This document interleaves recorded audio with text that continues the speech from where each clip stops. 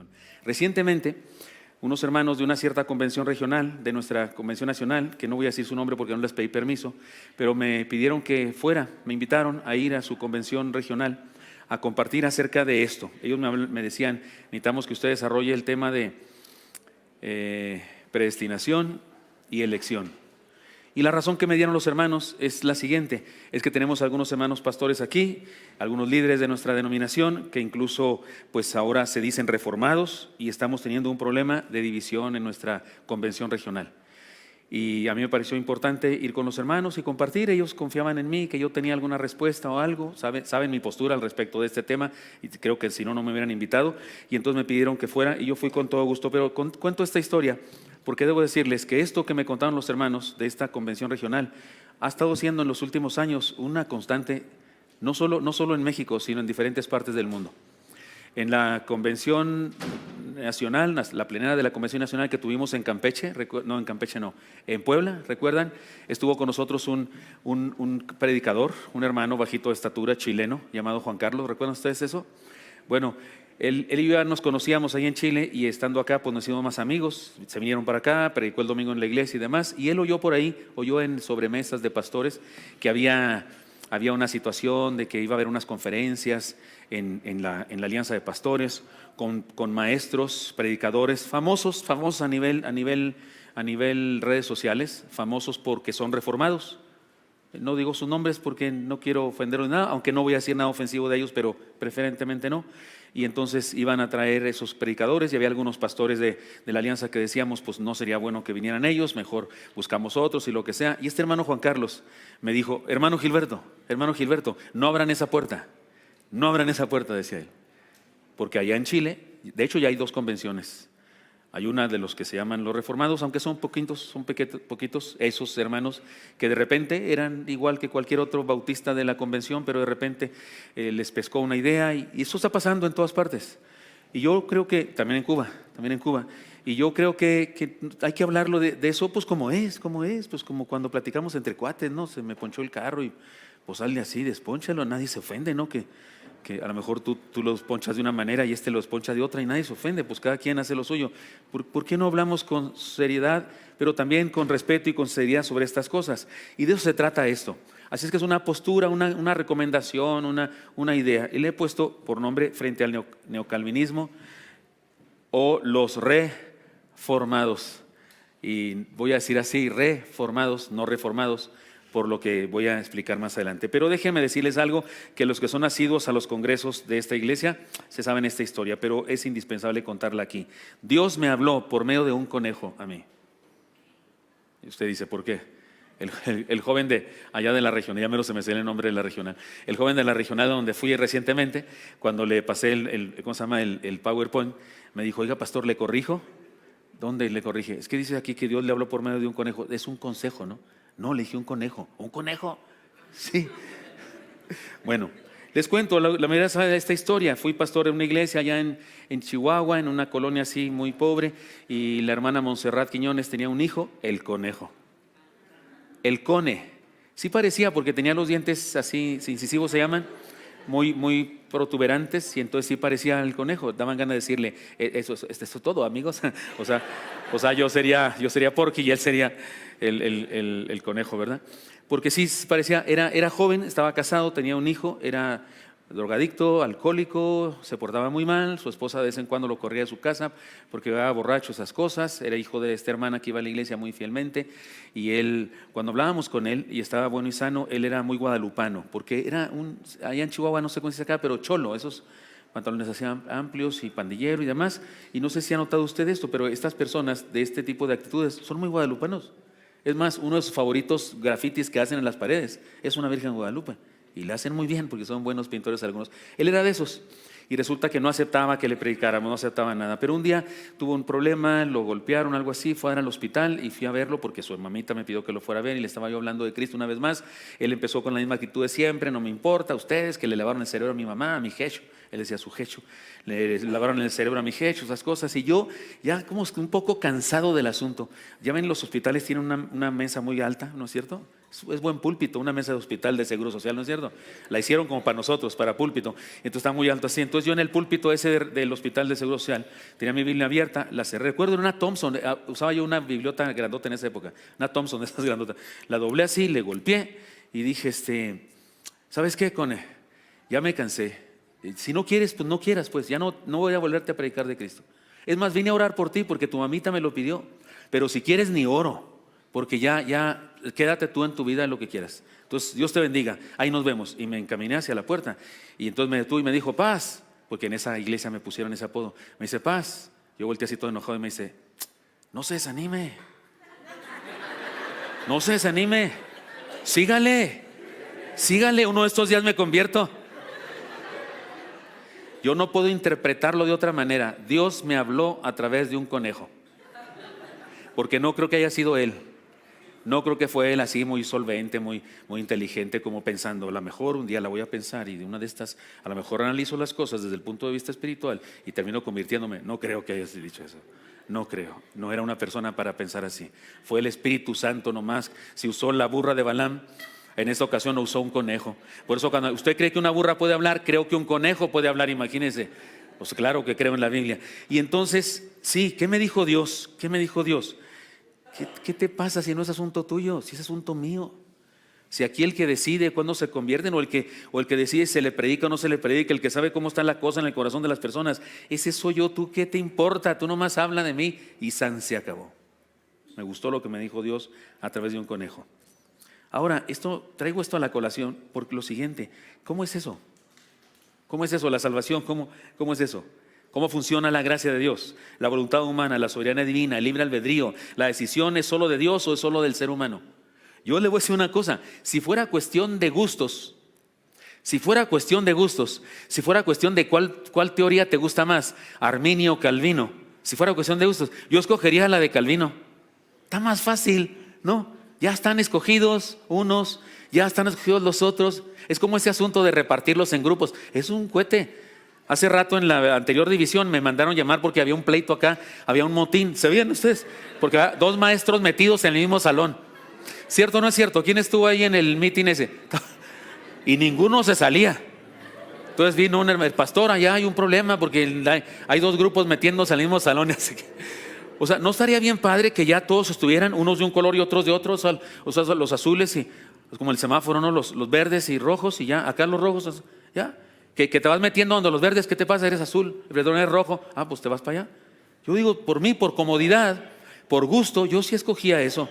No creo en esa teoría, perdón los reformados aquí presentes, perdón los calvinistas aquí presentes. Tengo que decir de una vez que yo no comparto esa idea, pero si fuera por gustos, yo votaba por esa. Pero no puedo por la Biblia creer lo que no dice la Biblia. Sin embargo, creo que debemos reformados aquí presentes y no reformados o como sea aquí presentes, debemos trabajar juntos si somos bautistas. Ahora, ¿por qué digo los reformados? Porque yo creo que algunos se llamen reformados tiene tintes de orgullo y soberbia. Porque en este momento histórico entre los evangélicos, hasta los pentecostales son reformados. Porque venimos de la reforma, punto, se acabó. Si alguien se cree heredero único de los principios de la reforma, eso está basado más en pretensión y orgullo que en otra cosa, que en detalles históricos. Cuando a mí me dicen, oiga, ¿usted es reformado? Sí, por supuesto que sí, pues ¿ni qué modo que qué? Pues si venimos de la reforma. Ahora, entonces ¿usted cree en eso? No, eso no. Eso, por eso les puse reformados. Porque los que yo conozco fueron reformados. Porque cuando estaban en el seminario conmigo creían igual que yo. En el seminario sí había un hermano así calvinista, un maestro, tampoco voy a decir nombres, pero había otros que no eran calvinistas y otros que eran hasta medio liberales, ¿no? Pero no había pleito, por cierto. Pero compañeros míos que igual que yo, creían igual que yo, pero ahora resulta que ya creen otra cosa porque fueron reformados. ¿Sí me expliqué? Por eso no les llamo reformados, les llamo reformados. Ahora, ¿qué hacemos al respecto de esto? ¿Cómo es eso? ¿Cómo funciona esto? Un detalle histórico. En la historia de la teología cristiana existe una controversia respecto a estas preguntas. Los puntos extremos se pueden identificar como calvinismo y arminianismo. El calvinismo y el arminianismo son dos sistemas de teología que explican a su manera la relación que existe entre la soberanía divina y la responsabilidad humana al respecto de la salvación. Ese es el tema. La gran controversia es esa. Después los que se llaman reformados, después tienen otras diferencias con respecto a las mujeres y que si hay pastoras o no hay pastoras y que si la mujer vaya a servir a su casa, como dijo un gran reformado o un gran famoso de los que salen más en el YouTube, que dijo eso respecto a una hermana, Beth Moore, y dijo que se vaya a su casa, no sé qué, dijo así despectivamente, que no me late a mí que alguien diga eso, pero hay otras diferencias, pero la diferencia sustancial con respecto a los nombrecitos que le damos nosotros tiene que ver con eso. ¿Cómo es el equilibrio entre la soberanía de Dios y la libertad, si es que existe o no libre de Dios, del ser humano? Ese es el asunto. Calvino es llamado así, el calvinismo, perdón, es llamado así por Calvino, Juan Calvino, teólogo francés que vivió entre 1509 y 1564. Sin duda, el teólogo más prolífico en cuanto a escritura, en cuanto a orden mental, en cuanto a genialidad mental de decir cosas, sin duda que sí. Arminianismo es llamado así por Jacobo Arminio, un teólogo holandés que vivió entre 1560 y 1609, lo que quiere decir que nunca se echaron un café para discutir. No, el problema es de sus seguidores, pero ellos así como que eran de la misma edad y eso, no, son sencillamente dos escuelas diferentes de teología. Ambos sistemas pueden sintetizarse en 5 puntos que podemos ver en el siguiente cuadro, y aquí está el cuadro. Por ejemplo, en el arminianismo la depravación es parcial. La depravación, dicen ellos, está en cada aspecto de la humanidad. Está contaminado el ser humano por el pecado, pero no al extremo de que sea incapaz de colocar su fe en Dios por su propia voluntad. Los calvinistas dicen, o Calvino, la total depravación del hombre. La depravación es total porque asegura que cada aspecto de la humanidad está contaminado por el pecado, por lo que los seres humanos son incapaces de venir a Dios por su propia voluntad. Cuando una persona cree, no creyó por su propia voluntad, creyó porque Dios le hizo creer, porque la gracia de Dios es imposible de soportar. Su gracia es soberana y Dios decidió que creyera.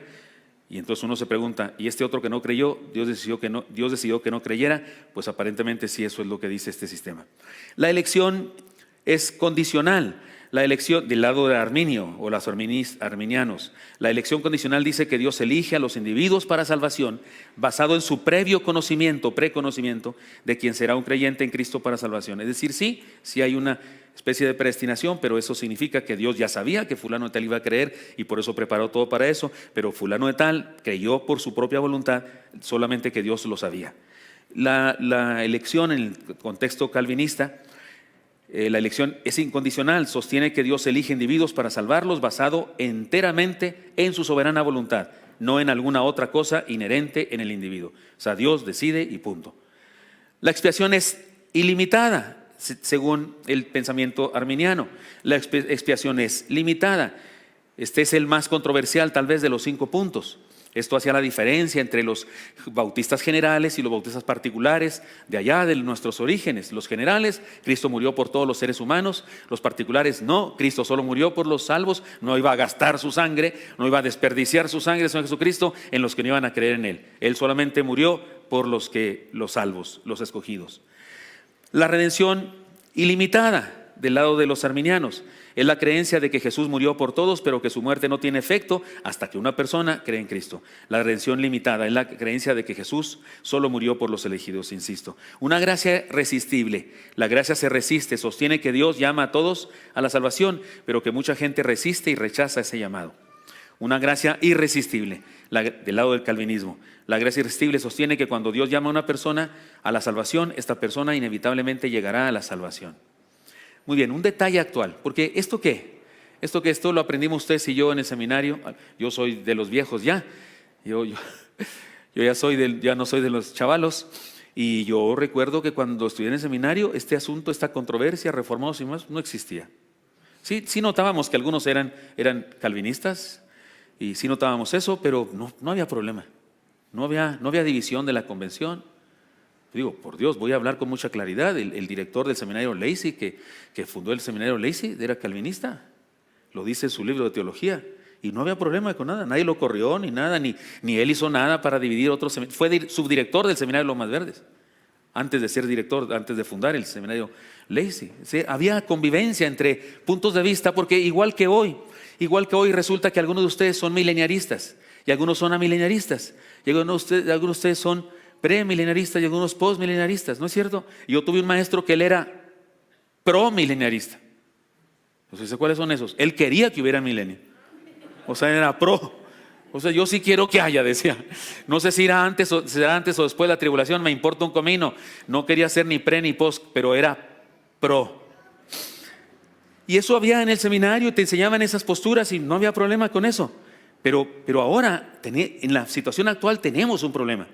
En nuestra denominación no existe una postura oficial. ¿Sabe usted que en nuestras declaraciones de fe no existe una postura oficial? No decimos en nuestras declaraciones de fe que somos calvinistas o que somos arminianos, no decimos. Como que dejamos entrever que somos más arminianos que calvinistas en relación al libre albedrío. Aunque creemos que la salvación es para siempre, que es un punto muy fuerte del calvinismo, ¿no? Pero en nuestra denominación no existe una postura oficial respecto a estas dos ideas. Por muchos años estas posturas han convivido sin problema en nuestra hermandad. Sin embargo, recientemente hemos comenzado a tener algunos problemas al respecto. Esto es reciente, tiene poco esto.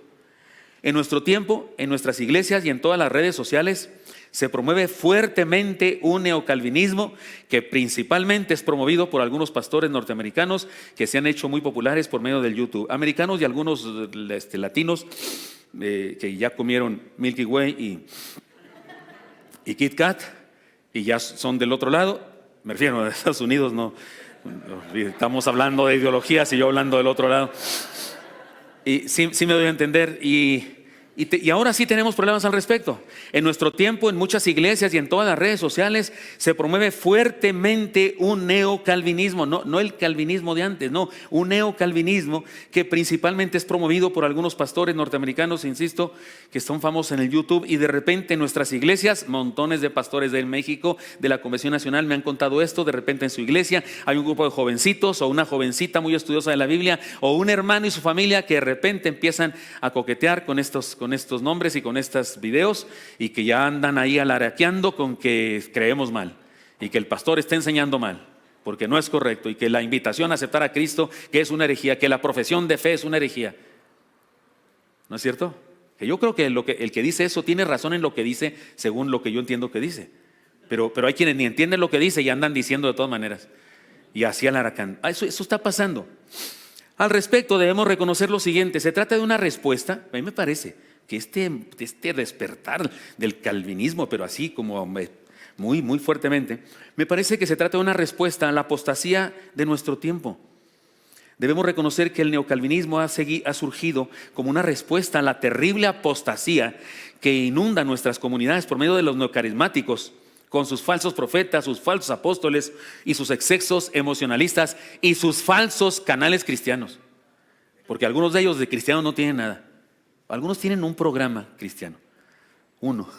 Todos los demás son, quién sabe qué, humanismo, ¿no? Humanismo, brujería, parapsicología, metafísica, cosas de esas. Dios me está diciendo que allá en Chihuahua hay alguien que quiere diezmar, que no sé qué, y lo tocan en la cámara. Sí, es en Chihuahua. ¿Qué les pasa aquí? Es brujería eso, ¿no? Están locos, están estrampados, se las van a ver con... Me parece que son de esos que dijo el Señor, que les dirá: apartados de mí, malditos, no os conozco. Echamos fuera demonios en tu nombre, conseguimos millones de ofrendas en la maratónica.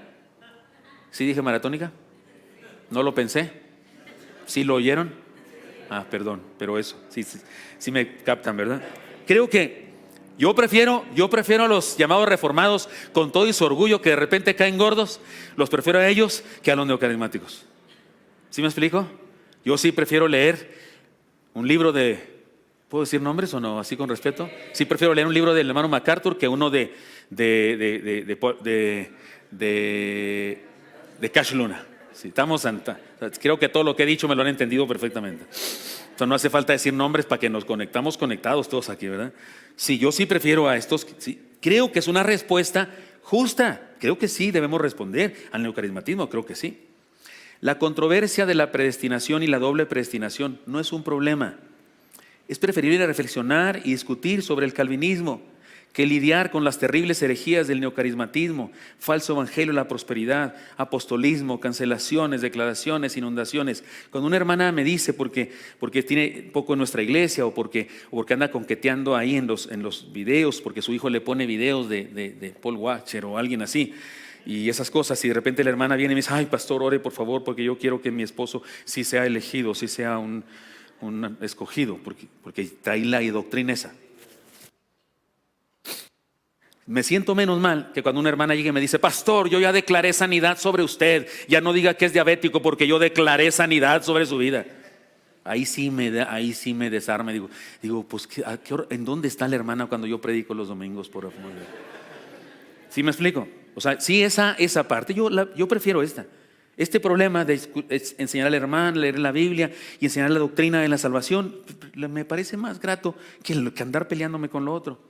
Así es que sí creo que esto surge por esa razón. Calvinistas y arminianos y puntos intermedios podemos convivir sin problemas, adorar a Dios juntos. Pero ¿cómo adorar junto con alguien que le habla al diablo en pleno culto? Porque los neocarismáticos le hablan al diablo, hasta tienen himnos al diablo. Yo fui a una iglesia, por cierto, no era, ¿cómo se dice? Era bautista esta iglesia. Y una hermana cantó una canción al diablo. Tú que nos tientas, que no sé qué, que vete de aquí. Yo sé, esa canción es para el diablo. O sea, ¿qué estamos haciendo en este culto cantándole al diablo? Bueno, pero los neocarismáticos sí le hablan mucho y lo declaran y le dicen cosas y hacen línea de conga alrededor del templo para maldecirlo y no sé qué. Se llama la línea de conga, ¿no? Esa tun, tun, tun, tun, tun, tun. Porque van así van uno detrás del otro como elefantitos en el zoológico, y van bailando y hacen un pasito. Le llaman línea de conga, de hecho, en el culto. He estado en iglesias donde le llaman así. Porque si nos invitan a mi esposa y a mí a actividades que no son bautistas, vamos. Yo sé que algunos se pueden rasgar los vestidos de eso, pero no vamos a aprender, vamos a enseñar. Es más, mi esposa un día fue invitada a una actividad de mujeres, muchas mujeres se juntaron. Era interdenominacional, pero como casi siempre sobreabundan las hermanas neocarismáticas, y mi esposa predicó una conferencia, les gustó varias, y luego querían que orara por ellas y pasaron al frente, que mi esposa orara por ellas, y a una hermana le agarra la mano a mi esposa, se la pone en la cabeza y da el azotón a la hermana. Al rato vienen todas las otras y nomás la veían y azotaban. Yo le dije a mi esposa: ¿sí traes punch tú, espiritual? Bueno, pero mi interpretación del asunto es cuestiones mentales, histeria colectiva, sugestión y lo que usted quiera. O sea, no, ya por supuesto que mi esposa no fue a tumbar a nadie, pero sabemos cómo funciona eso. Y yo sí prefiero acá, otro problema es más. Pero oiga, calvinistas arminianos y puntos intermedios, por eso digo, ahí entre azul y buenas noches, podemos adorar juntos. Nunca había habido problema. Todos los bautistas debemos unirnos en la obra misionera y en una apología sana contra la herejía. Un problema que nos aqueja es el siguiente. Este problema que estoy describiendo es el siguiente. En algunas de nuestras iglesias y convenciones regionales se está dando una controversia entre ahí debe decir neocalvinismo. Dice neocarismatismo, pero ahí debe decir, bueno, no tiene el documento, pero le digo ahí a los de arriba que cambien eso, por favor, mis secretarias. Debe decir entre el neocalvinismo y las ideas bautistas tradicionales, a las que podríamos definir como una mezcla de arminianismo y calvinismo. Porque si usted y yo creemos en la seguridad de la salvación, eso no es arminiano, ¿verdad? Eso no es arminiano, eso es calvinista. Y creo que la mayoría de los bautistas de la convención, de hecho eso sí está en nuestras declaraciones de fe, se llama perseverancia de los santos. Y eso no es arminiano. Por eso entonces en un sentido no somos arminianos. Pero bueno, si no creemos en el hecho de que Dios escogió a unos para perdición y otros para salvación, tampoco somos calvinistas. Por eso a mí me molesta cuando alguien me dice: ¿usted es arminiano o calvinista? ¿Por qué tengo que ser arminiano o calvinista? ¿Por qué? ¿Tengo que escoger el día de hoy también a dos pastores de la convención ahora? ¿Entre qué? Juan Germán Ortiz y quién le echa del otro lado a usted. A uno viejo así también. Y Edel Maldonado, para el colmo son iguales, para el colmo, tienen la misma doctrina, son de la misma camada. Pero tengo que escoger yo entre si soy germanista o ¿qué dije? Maldonadista. Los dos son mis grandes amigos y lo digo con respeto y con humillación porque me llevan experiencia, años y gloria de Dios, por supuesto, pero son mis amigos. Tengo el privilegio de tener aprecio de ellos y yo para ellos también, y ellos apreciarlos mucho. Pero ¿tengo que escoger? No tengo que escoger. Tampoco tengo que escoger entre unos que ni conozco, Dios mío. Esos ni los conozco, nunca fui con ellos a la escuela, ni jamás me tomé un café tapado. ¿Saben cómo es tapado, no? Con una concha encima, un cocolo o algo, porque así nomás el café no tiene chiste. Pero en mi caso sin gluten. Oiga, nunca habíamos tenido problemas. Pero el problema es que existe en nuestro tiempo una especie de pastorado de YouTube. Algunos miembros de nuestras iglesias, principalmente jóvenes, están llenos de esa información por el YouTube. Y tenemos problemas de actitud. Discúlpeme, hermanos, si usted es un reformado o algo así, no se sienta aludido en esto que voy a decir, pero tengo que decir mi opinión y lo que yo percibo. Algunos de los discípulos o iniciados en esta postura extrema de los reformados creen haber descubierto toda la verdad y miran con desprecio a todos los demás que pensamos diferente. Es decir, que más que la doctrina, yo lo que percibo es un problema de actitud. Veo algunos promotores enfurecidos casi de la doctrina de la doble predestinación. No tengo otra manera de cómo llamarle para diferenciarla de mi doctrina sobre la predestinación, porque yo sí creo en la predestinación, está en la Biblia, en la palabra. Pero esa otra doctrina que enseñan algunos, yo sí veo en algunos un orgullo, déjame decirle, a usted le han dicho toda su vida que Dios ama al pecador y que aborrece el pecado, pero yo le digo que le han mentido. O sea, hasta llaman mentiroso a todos mis pastores que me enseñaron y a todos mis maestros, excepto uno que me enseñó que Dios amaba a todos. Y lo dice, yo le digo que Dios odia al pecador. ¿Ha oído personas diciendo eso? Y así como que descubrieron el hilo negro, como si fuera otro evangelio, como que de repente les alumbró el evangelio, como que lo que tenían antes no era el evangelio y como que ahora esto sí es el evangelio. Y hay una cierta soberbia en eso. El otro día vi a uno de esos promotores, de ese sí no voy a decir el nombre, pero vi a uno de estos promotores de esta idea y que se autonombran reformados, contando una historia casi con lágrimas. Casi siempre está llorando, casi siempre está así como enojado, siempre está como muy molesto. Es más, tiene hasta como la cara así de tanto que siempre está enojado. Perdón, yo le estoy predicando, es mi hermana. Y entonces esta persona estaba contando esta historia, que cuando él estaba en no sé qué lugar, porque fue misionero, también sé dónde fue misionero y todo, y cuando era misionero me caía muy bien, porque llegué a escucharlo y me caía muy bien, pero algo le ha ido pasando.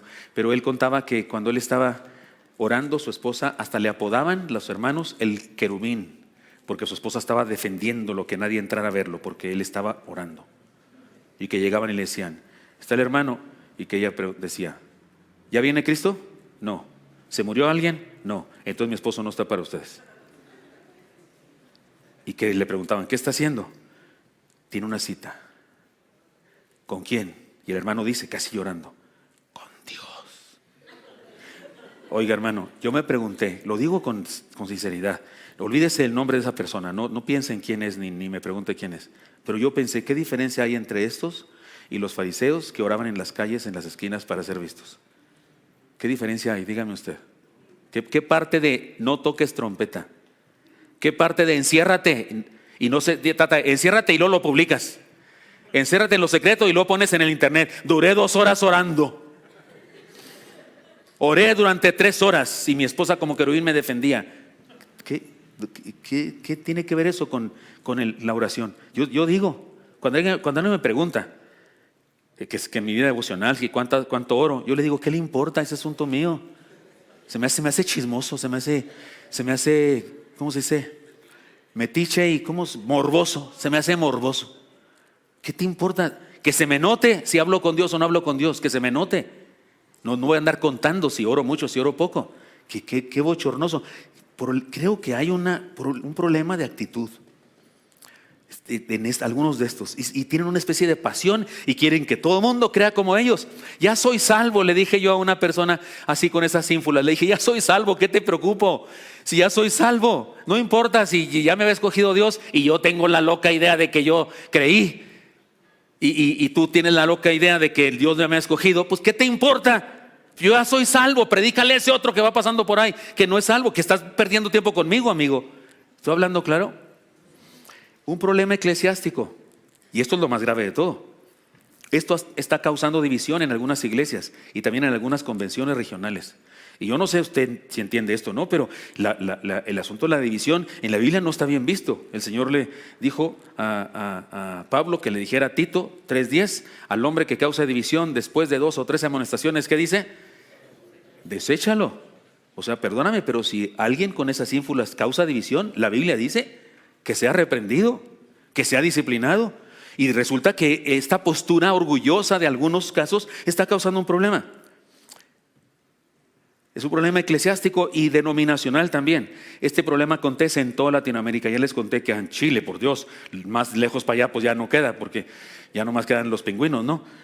Chile está en la punta ya del continente. Y resulta que, me dice el hermano Juan Carlos, él era el presidente de la Convención Nacional en ese momento. Él me dice, no abran esa puerta, por favor, me decía, a la Convención Nacional Bautista de México. Una reflexión sencilla. Una de las cosas que hace atractiva la doctrina de la salvación del calvinismo, su estilo de entender la salvación, es su famoso tulipán, el tulipán. Ellos hacen con la palabra tulipán, en otro idioma, tulip, en alemán, estos 5 puntos. La depravación total, ahí está en la pantalla, sí, gracias. La elección incondicional, la expiación limitada, la gracia irresistible, ya las vimos antes, y la perseverancia de los santos. Personalmente no soy calvinista, pero tampoco soy arminiano. La razón es muy sencilla, no existe una sola razón bíblica que me exija que yo tome partido entre 2 personas y mucho menos que ni siquiera los conozco. Como cuando me dicen que si no me gusta el fútbol americano, a mí me parece un gran deporte, pero no me gusta verlo porque les digo siempre, no es de mi patria, no es de mi barrio, ningún primo mío juega ahí, ¿qué ando viendo yo eso? Cuando un equipo de fútbol es de mi tierra o alguien aquí en la iglesia asiste un jugador del Pumas, Emmanuel Montejano. Si lo ven por ahí, échenle porras, por favor. Pero a ver, uno que ni si le iba a los equipos de Nacho Ambriz, yo le voy, incluso cuando juega contra el América, le voy al que sea de Nacho Ambriz. Hace poquito cuando jugaba en el Toluca, pues era el problema porque él me decía, venga a ver un partido cuando quiera, Paz, y le tengo una camiseta, y ahí estaba el problema, porque son los diablos, pues ¿cómo me pongo la de los diablos? Y luego si meten gol me tengo que encuerar ahí en el lado, porque sí, ¿verdad? Son los que se encueran, sí, ¿verdad? Entonces yo dije, no, Nacho, hasta que cambies de equipo. Pero en el fútbol americano, así mismo aquí, que Calvino, que Zwinglio, que Arminio, benditos sean. Puedo pensar que son buenas personas y si son salvos, que creo que sí, aunque algunos le echan muchas pestes a Calvino y demás y hablan muchas cosas malas de él, que yo no las sé porque no estuve con él cuando hizo semejantes maldades que algunos le atribuyen, pero si van a estar en el cielo, bendito sea el Señor. Oiga, hicieron una obra gloriosa para la iglesia, dejaron escritas cosas valiosísimas. ¿Cómo no honrarlos? Aunque hayan pensado diferente. Pero yo a escoger, no, ¿por qué voy a escoger? No hay una razón bíblica para que tenga que escoger. Prefiero creer en la Biblia. Soy cristiano, creo en la Biblia. Por eso, en lugar de proponerles los 5 puntos del arminianismo como si fuera contraparte con el tulip, no, mejor les voy a proponer mis puntos de la salvación. Que a usted tampoco le importan los míos, pero de todas maneras se los voy a decir, porque usted tampoco tiene que escoger entre los míos y los de Calvino. Tampoco, pero ahí le va lo mexicano. Ahora, ¿cómo dicen los europeos? Por ejemplo, los alemanes, ¿cómo decían para referirse a su jefe? ¡Hey, Hitler! Una frase parca, concisa, lenta. ¿Y cómo dicen los mexicanos? ¡Viva Villa! Lo que quiero decir es que los mexicanos hablamos más que los europeos. De hecho, nuestro español tiene, 10 veces o 100 veces más palabras que cualquier idioma europeo. ¿No es cierto? En el inglés, una sola palabra para referirse a varias cosas. ¿No ha notado usted eso? Una sola palabra para 3 conceptos. ¿Y ahora cuál toca? En cambio, en español, para una sola cosa, 7 palabras. Burro, por Dios. Ni siquiera es una palabra filosófica, teológica. Burro, onagro, asno, borrico. Hay más. Pollino, jumento. O sea, para una sola cosa, que un burro. ¿Y cuántas palabras? Así es nuestro español. Bueno, pues yo me puse mexicano y mi acróstico tiene más palabras. ¿Qué quieren? Ahí les van el acróstico de la salvación que yo encuentro en la Biblia. Perdición integral. Los seres humanos pecamos y estamos separados de Dios absolutamente. Y yo no que pongo total ni parcial porque no me suena. Prefiero poner esta otra palabra En otro momento de la historia se las explicaría por qué me parece más correcto hablar de integral o no integral que de total y parcial. Porque yo no creo que estemos perdidos parcialmente, no estamos perdidos completamente, pero prefiero usar la palabra integral. Los seres humanos pecamos y estamos separados de Dios, pero también hay una esperanza universal. La invitación de Dios es para todos los seres humanos. Tendría 1000 textos para probar esto, pero solamente se lo voy a compartir. Sustitución real. El Señor Jesucristo intervino para ocupar nuestro lugar y darnos salvación. Es un hecho, es real, Él ocupó nuestro lugar. Compromiso total. Convertirnos significa entregarnos por completo y vivir una vida nueva. Yo no creo en esa conversión, que una persona levanta la mano, pasa al frente y lo bautizamos y luego anda viviendo como mundano que era antes. Yo creo que debemos reconocer que en nuestras iglesias tenemos montones de inconversos. Algunos incluso tienen cargos en la iglesia, y algunos tal vez hasta llegan a ser pastores y no han tenido una experiencia personal con Jesucristo. Y sé de personas que incluso han descubierto ese problema y se han convertido finalmente de verdad. Porque creo yo que la salvación incluye un compromiso total. Amor transformador. El amor de Dios es poderoso para transformarnos. Ahí está la clave de cómo ese compromiso sí se puede llevar a cabo, por su amor transformador. Discipulado persistente. Cuando creemos en Él y le entregamos la vida, Él nos sostiene. Esa sería la perseverancia de los santos. Y organización de vida. Yo sé que esa es una idea más no sé cómo se dice, más que puede ser más controversial que cualquiera, pero es mi opinión personal que el Señor nos salva y nos integra a la comunidad de fe, donde podemos creer, y tengo la convicción de que cuando una persona dice que es cristiana y no va a una iglesia, pone en duda su verdadera conversión. Porque la Biblia dice que por un solo espíritu fuimos todos bautizados en un cuerpo. Y si usted entiende esa frase, está diciendo que por un solo espíritu, o sea, el Espíritu Santo es el agente. El que lleva a cabo la acción es el Espíritu Santo. Y dice que Él nos tomó por un solo espíritu, porque ahí no habla del bautismo en el Espíritu, no, habla del bautismo por el Espíritu. Fuimos tomados por el Espíritu Santo y fuimos sumergidos, entiéndase, metidos, incrustados, bautizados en un cuerpo. ¿Cuál es el cuerpo? La iglesia. Entonces, un salvo fue agarrado del mundo y el Espíritu Santo lo puso en la iglesia. Entonces, parte de las evidencias de su salvación es que está en la iglesia. ¿Sí estoy hablando claro? Y creo que puede haber personas que se enfrían o lo que sea y dejan de venir, pero cuando alguien se va en forma definitiva, yo sí pondría en duda su verdadera conversión. Enseñamos a nuestra gente, ese es mi no tulip, sino, y además la palabra que yo usé pues está más cercana al evangelio porque es la palabra pescado, ¿sí? Pues digo, no estoy presumiendo ni nada, ni quiero convencerlo a usted de que ya no sea tulipán y que ahora sea pescado, pero en otra ocasión puedo compartir eso en forma específica con todos sus textos. Enseñemos a nuestra gente la doctrina más importante, la que nos dice quién es Dios, qué quiere de nosotros y cómo su Hijo Jesucristo interviene para salvarnos. Esa es la doctrina más importante. Cuando entendemos y enseñamos el evangelio, la iglesia crece y crece sanamente, es decir, crece más.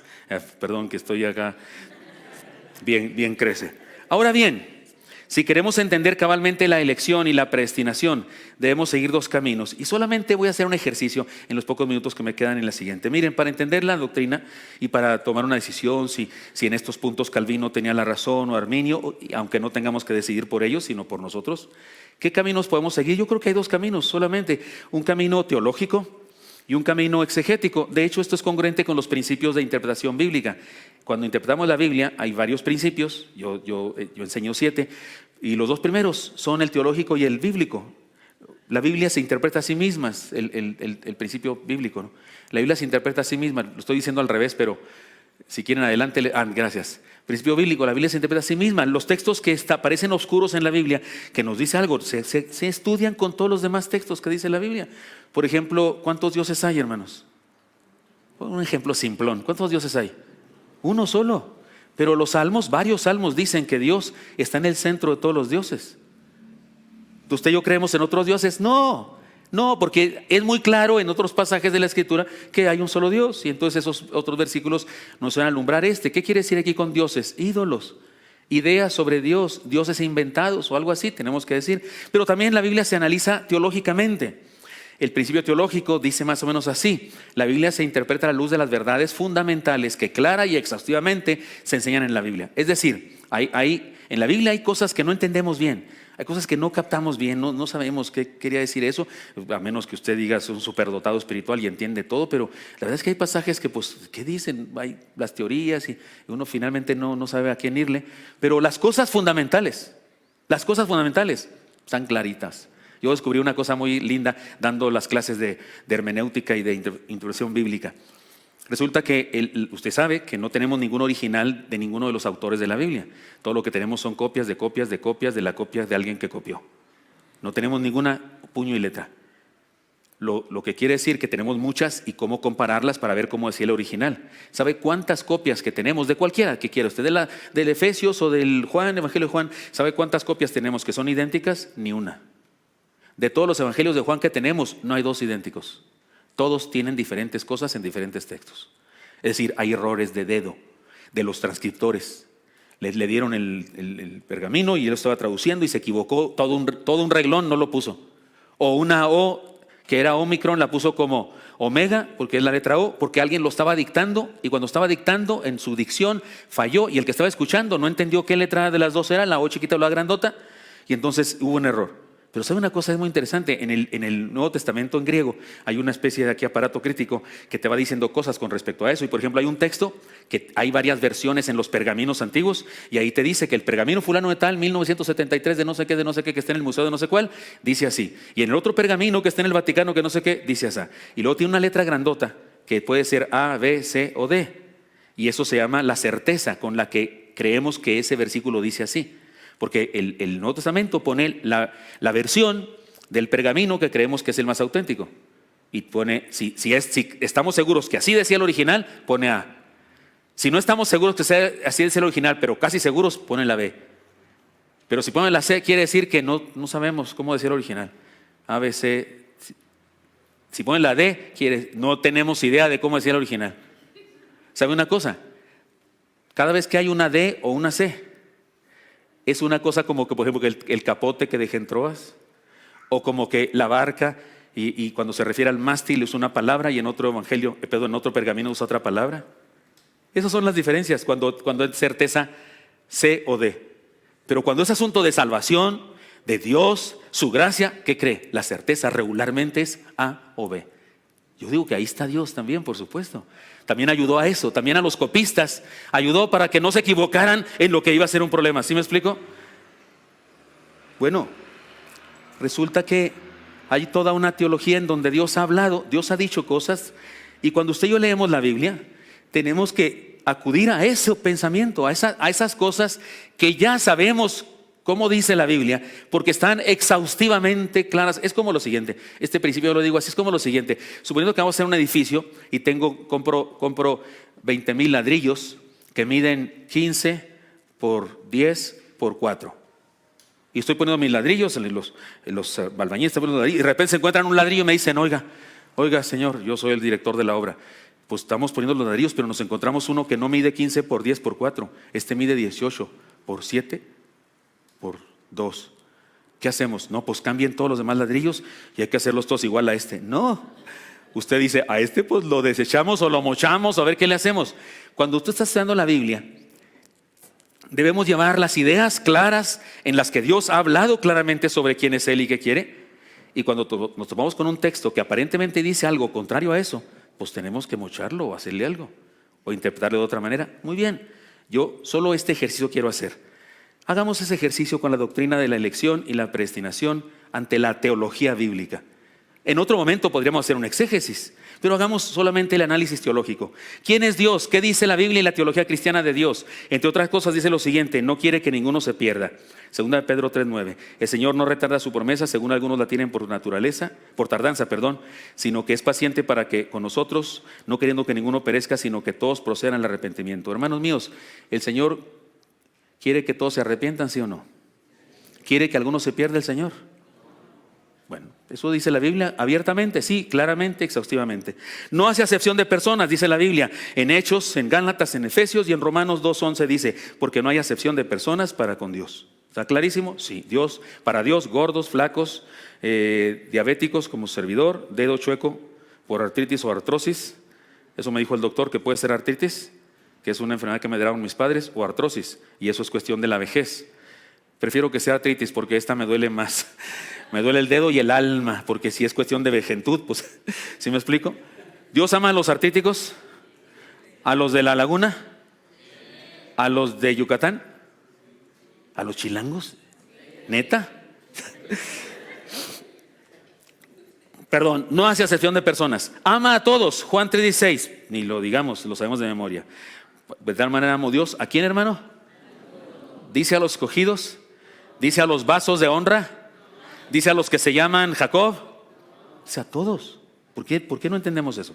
Murió por todos. Porque si alguno te ve a ti que tienes conocimiento sentado a la mesa en un lugar de ídolos, la conciencia de aquel es débil, no será estimulada a comer de los sacrificados a los ídolos, y por el conocimiento tuyo se perderá el hermano débil por quien Cristo murió. El hermano débil que se pierde, Cristo murió también por él, según este pasaje. Análisis antropológico, eso pensando en Dios, quién es Dios y qué quiere, pero ahora pensando en el hombre, quién es el hombre. No hay diferencia entre un ser humano y otro, ya no hay judío ni griego, no hay esclavo ni libre, no hay varón ni mujer, porque todos vosotros sois uno en Cristo Jesús. Ni por raza, ni por sexo, ni por condición social. El ser humano debe tomar una decisión. Esta es otra área de la antropología. El ser humano debe tomar una decisión respecto a la gracia de Dios.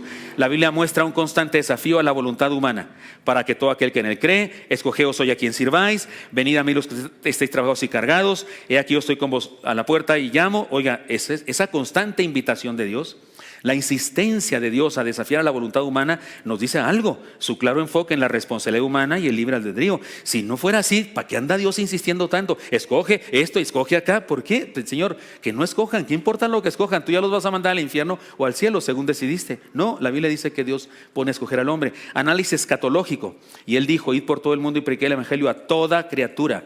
Tendríamos que decir que no hace falta que escojan, ya que están condenados porque son vasos de deshonra. Y si fueran predestinados, entonces no hace falta que escojan porque ya están dentro. Esto nos habla de su universal plan de salvación, su énfasis en todo el mundo, su deseo de ir hasta lo último de la tierra, su propósito eterno, su amor por todo el mundo. Las conclusiones son claras.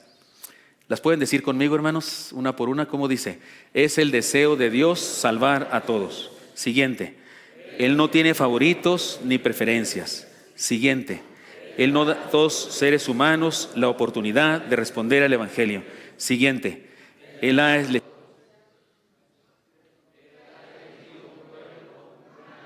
y un mensaje para dar oportunidad a todo ser humano, la oportunidad de conocerle.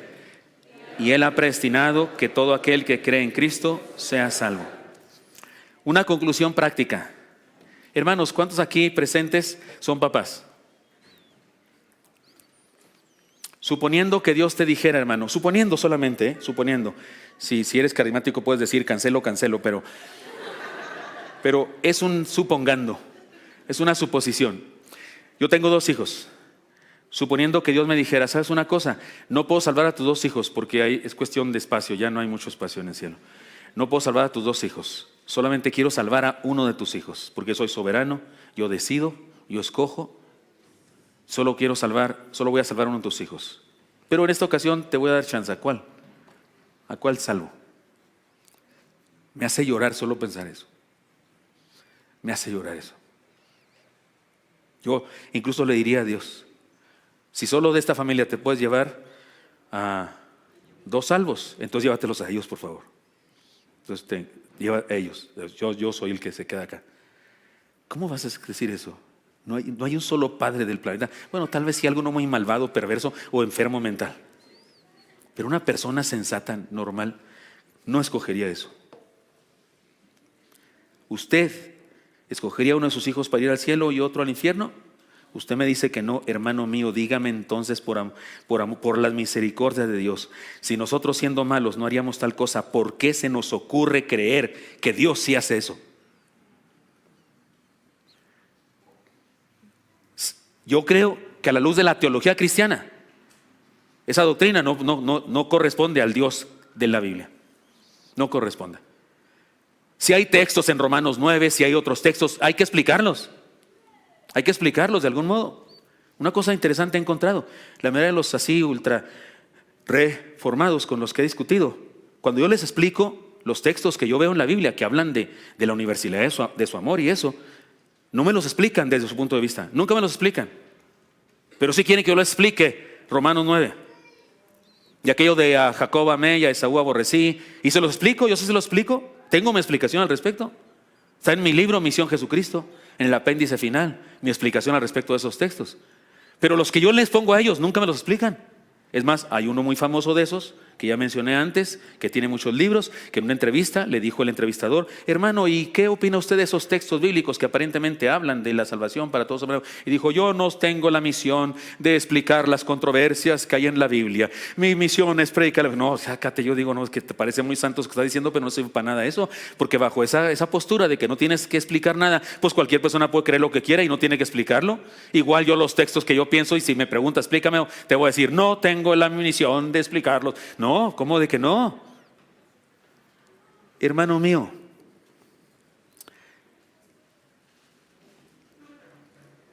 ya termino. No peleemos. Hermanos aquí presentes, reformados, no peleemos. Hermanos no reformados, no peleemos. Unámonos en la obra misionera. Hagamos un frente común contra la apostasía. No, debería tener más tiempo para explicar todo eso, pero lo voy a decir rápido. Reestudiemos nuestra importante doctrina de la salvación, pero respetemos las posturas, las iglesias, los pastores y las decisiones personales de otros. Alcancemos al mundo y no pesquemos en pecera, porque eso de andarte llevando iglesias para tu convención, andarte llevando personas para tu idea, para tu congregación reformada, no es santo. Encárgate de tus ovejas y déjame a mí las mías. Y predícale a tus ovejas lo que quieras y déjame que yo le predique a las mías. Recuperemos el valor de la humildad. Saber una doctrina, tener una idea, no tiene por qué hacernos orgullosos. Porque yo veo que un problema en este ambiente, en esta controversia, es un problema de orgullo. Hagamos realidad esta palabra. Digo pues, por la gracia que me es dada a cada cual que está entre vosotros, que no tenga más alto concepto de sí que el que debe tener, sino que piense de sí con cordura, conforme a la medida de la fe que Dios repartió a cada uno. Romanos 12:3. Hermanos míos, ante esta problemática que tenemos en la convención, esta es mi idea, mi propuesta, mi recomendación. Espero que sea útil para ustedes. Dios los bendiga. Ahí nos vemos.